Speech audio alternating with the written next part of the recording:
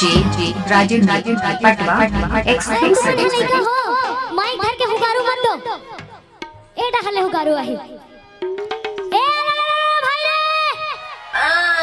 अरे अड़गा टूटे पड़गा टूटे औ भूरी गयला छांदे रे।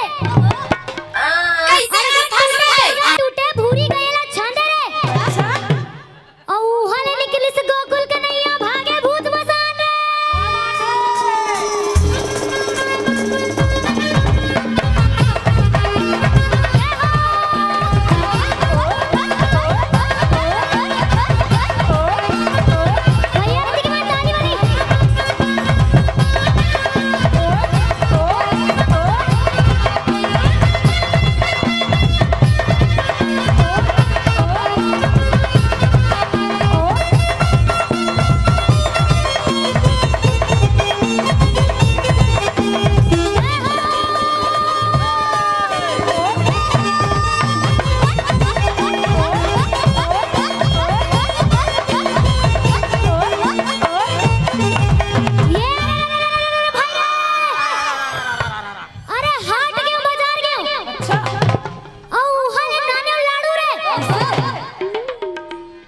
डीजे राजेंद्र पटवा एक्सक्लूसिव। अरे हाट क्यों बाजार गयो औ हले नाने लाडू रे।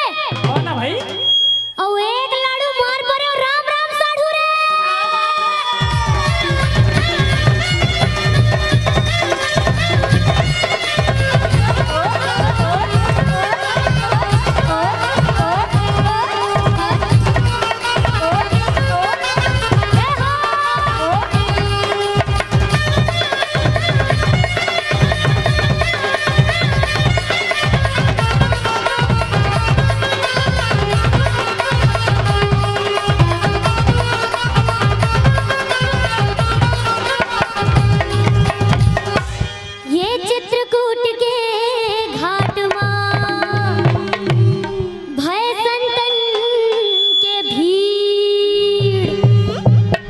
तुलसीदास चंदन घिसे तिलक लेत रघुबीर।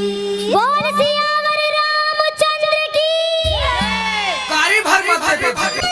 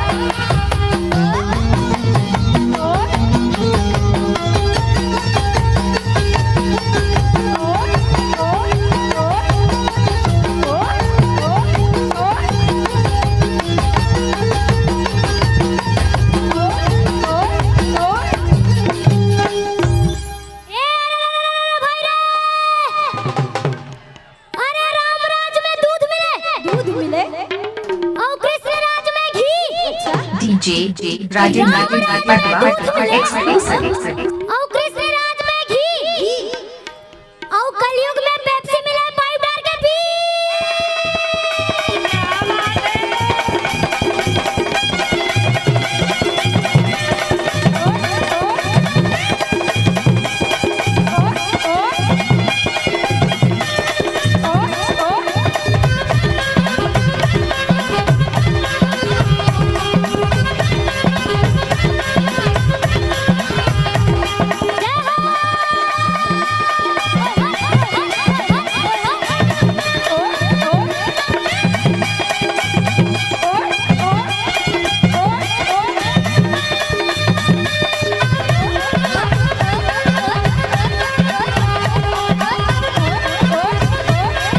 डीजे राजेंद्र पटवा एक्सक्लूसिव।